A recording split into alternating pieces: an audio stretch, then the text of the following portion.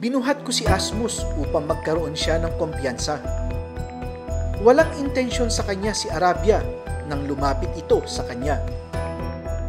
Ngunit itong si Asmus ay umiyak ng sobrang lakas, dahilan upang ang lahat ng giants ay lumapit sa amin. Si Senyora ang pinaka na-trigger ang prey drive. Ito namang si Lakan ay bigla na lang akong kinagat.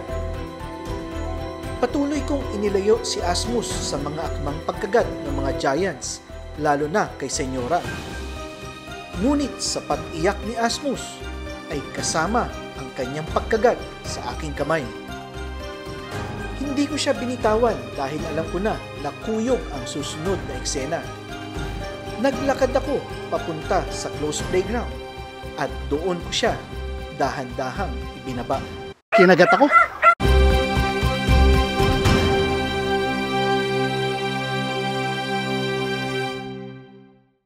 Ulan.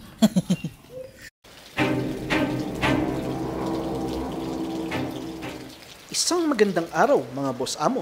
Tapos na ang isang araw kong pahinga. Oras na para itama ang ugali ni Asmus at Lakandula.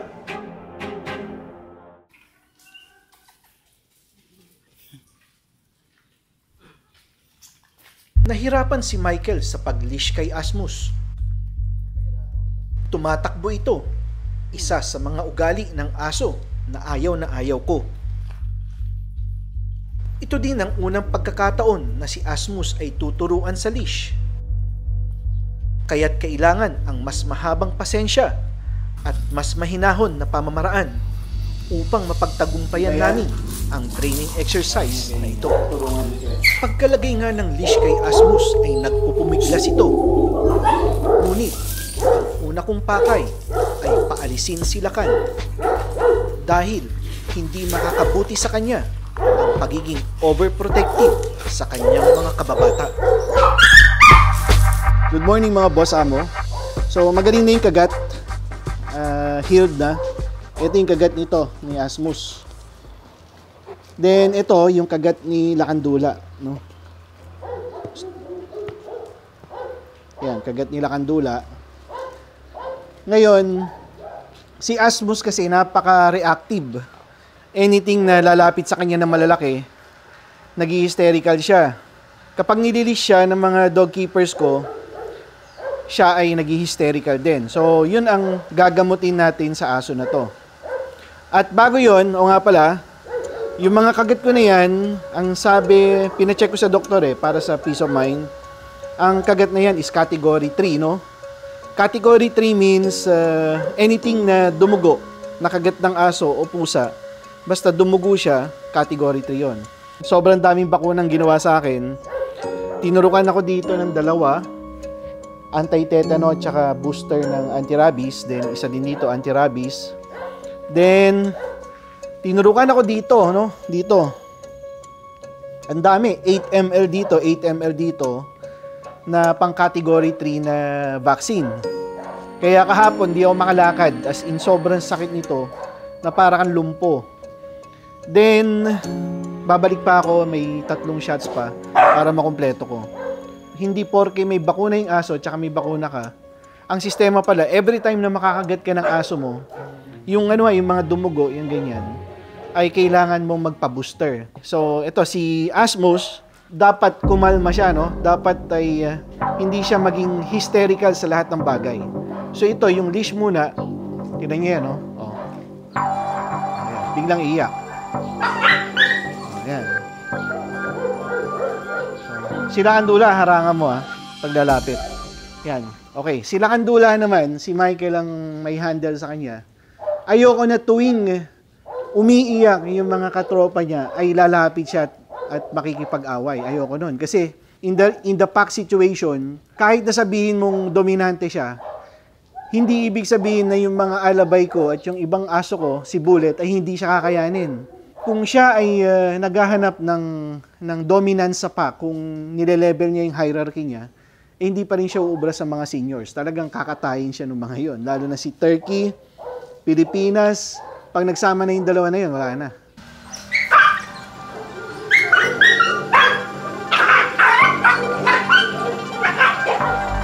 Oh, wala akong ginagawa ha. Siya ang gumagawa ng multo niya, no? Ng multo sa buhay niya. First exercise is maglalakad ako from here hanggang sa kabilang dulo. Okay, umuulan kasi kaya dito lang kami sa loob.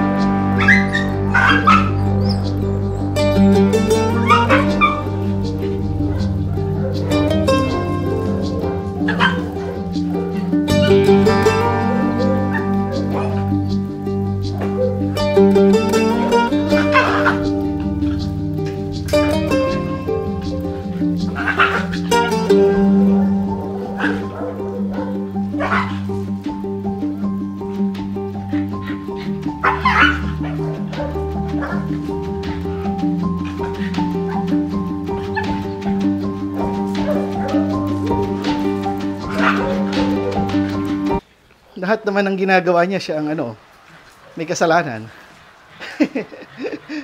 Kala mo ako? Hindi ako ha, ikaw. Oh, may leash ka lang.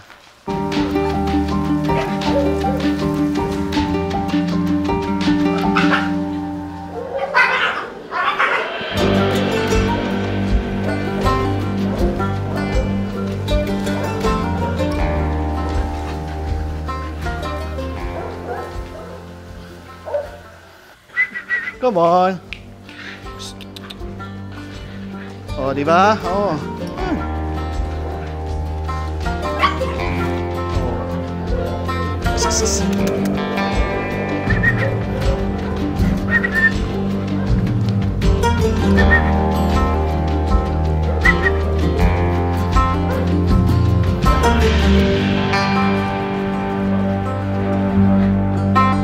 Good. Good.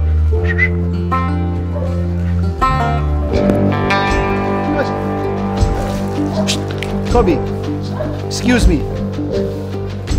Hinatak-hatak ko lang. Hinayaan ko siyang gawin yung gusto niyang gawin. At nung bandang huli naman medyo nauunawaan na niya kung ano ang ibig sabihin ng leash.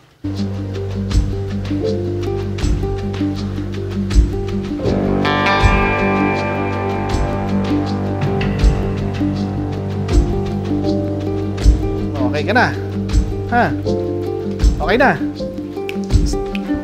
Asmus.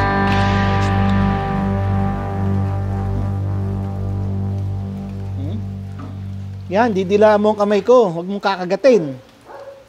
Yan, ganyan ha. Ganyan ang behavior. Hindi dapat mag-hysterical, boy. Ha? Yung nangyari kay Asmus na kinagat niya ako, paano ba yung tama dapat na paghawak kay Asmus sa mga ganong situation? Okay, unang-una, siguro hindi naman kayo magpapalabas ng 32 ba yun? No? Hindi naman kayo magpapalabas ng 32 dogs ng sabay-sabay at ipapakilala nyo yung maliliit na aso, okay? Ano yun parang hindi ko alam kung merong gumagawa nun na kennel or may gumagawa nun na ibang mga tao dito sa Pilipinas at sa ibang bansa. Ngunit, sa amin, yun ang practice namin. Kaya, hindi ko ina-advise na gayahin nyo kami dahil nagagawa namin yun kasi talagang in sync kami sa mga aso namin. Ibig sabihin, dedicated kami sa ginagawa namin at karamihan ng aso namin ay naiintindihan yung language namin. Okay, just in case na gagawin nyo rin yung gagawin namin, I advise na wag nyo buhati ng ganito. Wag nyo bubuhati ng ganyan. Ranas ko na kay Buhawi, binuhat ko rin ng ganito, kinagat niya ako dito. Eto, akala ko, pag binuhat ko siya is hindi siya mag-misbehave, pero nag-misbehave pa rin siya, so kinagat niya ako dito. Ngayon, ang advice ko, halimbawa, kinukuyog or akmang kukuyugin yung isang aso mo ng malalaking aso, dito mo bubuhatin. Kung saan binubuhat ng kanyang ina ang kanyang anak, dito mo bubuhatin. Yan. Then, ganyan mo. Yan, taas mo. Okay? Ngayon, magpupumiglas yan, di ba? Iiyak yan, pero hindi ka mahagip kasi nandito ka sa likod sa batok. Ang gawin mo ay maghanap ka na agad ng lugar kung saan mo siya mailalagay ng safe kasi mahirap pigilan yon. Pag yung mga giants ay na-activate na yung kanilang prey instinct, mahirap nang pigilan. Kaya kagaya ko, nilagay ko siya dun sa close playground namin. Kahit na nagpupumigdas siya, ay gentle ko pa rin siyang nilapag dun sa close playground. Okay, ganun. And then, kapag wala naman na yung noise at wala na yung imbalance na energy or yung imbalance na dog, lahat naman ng mga giants na yan ay hindi na yan magmi-misbehave. Babalik na sila sa natural nilang behavior.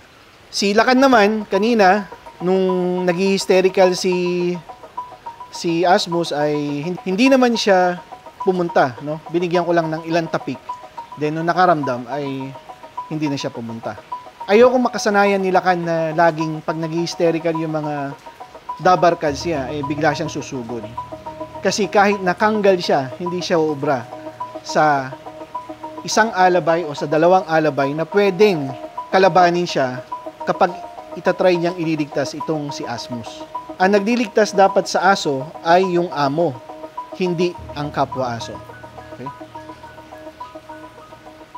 Isa nga, try ko pa nga kung okay na to. Okay, kahit na nililish pressure ko siya, hindi na siya nag-iinarte, hindi na siya nag-hysterical. Hindi kagaya kanina na talagang binibigti niya yung sarili niya.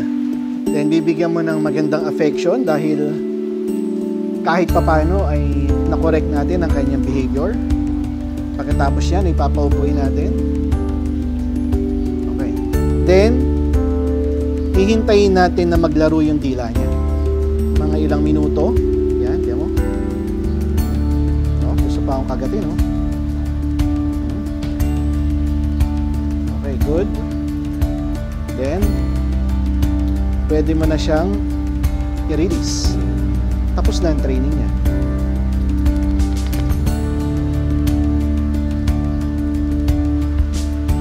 Diba?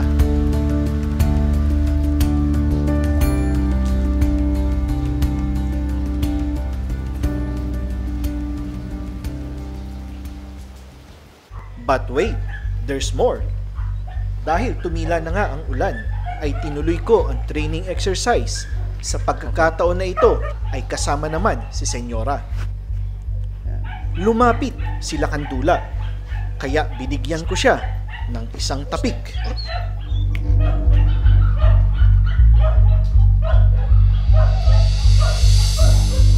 Gusto ko lumayo siya eh.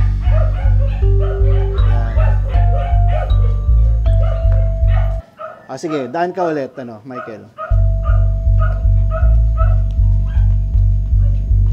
Gusto ko lang malaman niya na pag dumaan yung malaking aso sa kanya, wala naman gagawin sa kanya yung malalaking aso. Isa pa.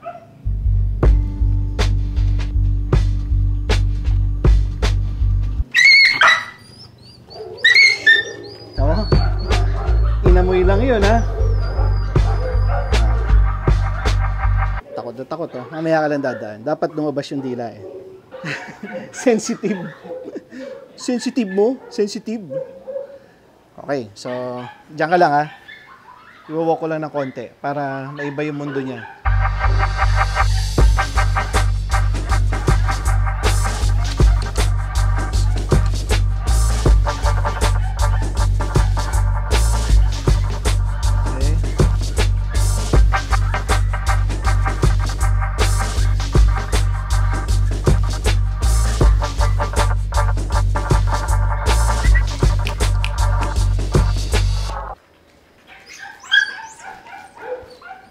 Overreacting.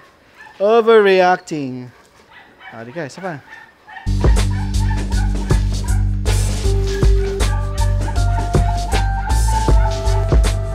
Ayan, oh. Naglalaro yung dila, oh.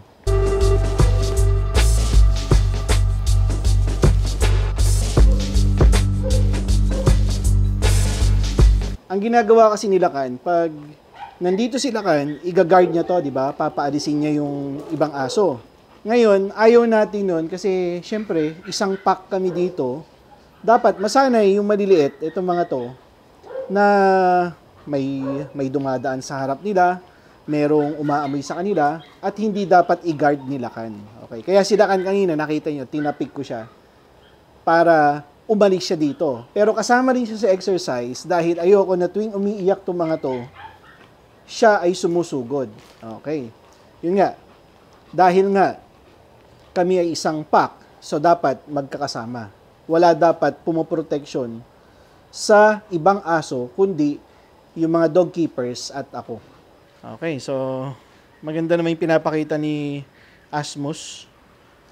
Meron na siyang, yung dila niya nakalabas na. O, di ba? Wala naman, di ba? O. Ayoko lang yung umiyak siya. Ayoko rin tumakbo siya.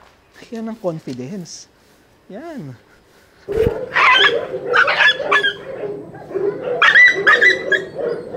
Tamo, hindi naman siya ginagalaw ni Senyora, di ba? Oh. Kakagatin pa niya. Parang ako, kinagat mo ko. Wala naman ako intention sa'yo. Oh.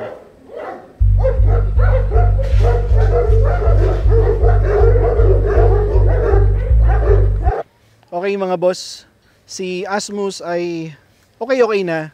Yung kanyang pagiging hysterical ay nabawasan na dahil na-desensitize siya kay Senyora. Then kaninang umaga nga, 'di ba, meron kaming training kanina sa kanya sa leash. Ginawa lang namin in one day para kako ma-speed up yung process ng desensitization. Kanina pumapalag, nag-hysterical, and then nakita niyo naman kanina iba't ibang approach yung ginawa namin. And narating na namin tong part na ito na masasabi ko na hindi na siya takot. May pagka-confident na siya sa kanyang kilos, sa kanyang body language. Hindi na siya natatakot kay Senyora, gaya niyan. Oh. Hindi na kagaya kanina na talagang umiiyak siya tuwing makakaharap niya si Senyora. Yan. Dadaanan siya. Alright, good. Then, dadaanan siyang ganyan. Alright. Hindi na siya nag-hysterical. Yun lang naman ang gusto natin. Yan. Okay, bumahag ang buntot. Ayusin natin ang buntot niya. Tataas natin. Para maging confident. Okay. Then, iikot ulit natin si Senyora.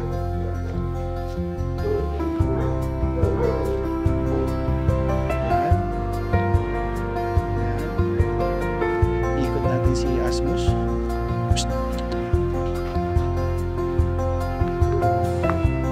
Okay, goods.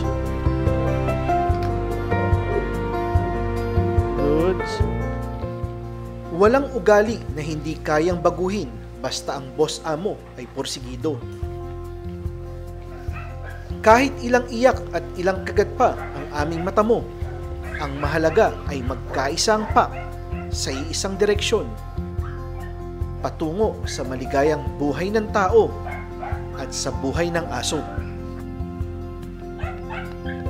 Yun lang po sa ngayon at maraming salamat sa panonood.